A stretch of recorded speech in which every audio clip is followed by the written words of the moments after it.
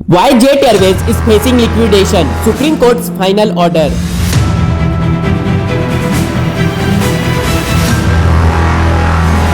नमस्कार दोस्तों, आपका स्वागत है हमारे इस चैनल पे। दोस्तों आज हम बात करने जा रहे हैं इंडिया की एक once iconic airline jet airways के बारे में, जो कि अब लिक्विडेशन का सामना कर रही है। और सुप्रीम कोर्ट ने जेट एयरवेज को लिक्विडेट करने का ऑर्डर दिया है क्योंकि उनका रिसोल्यूशन प्लान फेल हो गया। तो दोस्तों आज की इस वीडियो में हम देखेंगे कि आखिर ये लिक्विडेशन का ऑर्डर क्यों आया, क्या प्रॉब्लम्स थी जो जेट एयरवेज को वापस से स्टेबल नहीं बना पाई, और आज ये आइकॉनिक एयरलाइन किस सिचुएशंस में है। तो चलिए दोस्तों बिना किसी देरी के शुरू करते हैं।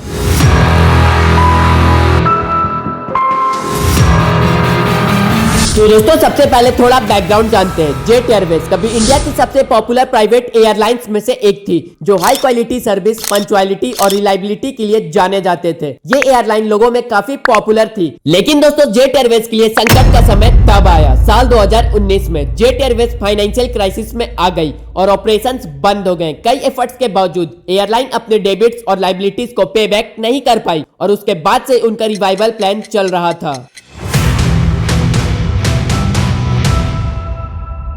दोस्तों साल 2019 में जेट एयरवेज के डेबिटर्स ने national company law tribunal NCLT के अंडर इंसॉल्वेंसी प्रोसेस इनिशिएट किया। दोस्तों आइडिया ये था कि किसी इन्वेस्टर को एयरलाइन परचेज करने के लिए राजी किया जाए और एयरलाइन को रिवाइव किया जाए। दोस्तों इस प्रोसेस में कई रिसोल्यूशन प्लान्स आए, लेकिन एग्जीक्यूशन में हमेशा कोई ना कोई इशू आ जाता था, जिससे कि एयरलाइन को वापस से स्टेबल नहीं बनाया जा सकता था।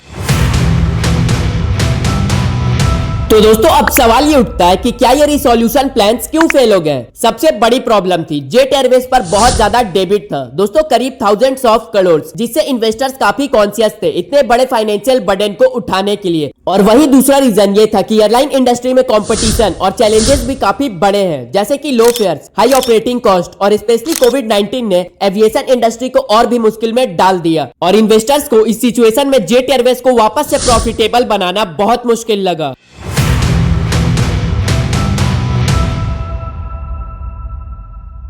दोस्तों फिर आया the role of Kalrock Jalan consortium. दोस्तों ये एक यूके बेस्ड कंपनी है who hold shares in Jet Airways. दोस्तों एक और इंपॉर्टेंट पॉइंट है कैलरोक जलान कंसोर्टियम का रोल। ये कंसोर्टियम ने जेट एयरवेज को बाय करने का प्रपोजल दिया था और अप्रूवल भी मिल गया था, लेकिन इस कंसोर्टियम के तरफ से भी फंड रिलीज करने और एयरलाइन को वापस ऑपरेशनल बनाने में डिलेज और इश्यूज आए। यही डिले और कमिटमेंट्स ना फुलफिल करने की वजह से क्रेडिटर्स और कोर्ट के सामने उनके प्लान्स पर कॉन्फिडेंस भी कम हो गया। दोस्तों और इसी फेलियर और डिलेज के चलते सुप्रीम कोर्ट ने फाइनली लिक्विडेशन का ऑर्डर पास कर दिया। कोर्ट का कहना है कि जब जेट एयरवेज को वापस लॉन्च करना और ऑपरेशनल बनाना संभव नहीं है तो बेस्ट ऑप्शन लिक्विडेशन ही है। दोस्तों लिक्विडेशन का मतलब होता है कि जेट एयरवेज के एसेट्स जैसे कि प्लेन्स, इंफ्रास्ट्रक्चर और अदर रिसोर्सेज को बेच दिया जाएगा और उस पैसे से डेबिटर्स को कुछ अमाउंट रिकवर करने में हेल्प मिलेगी।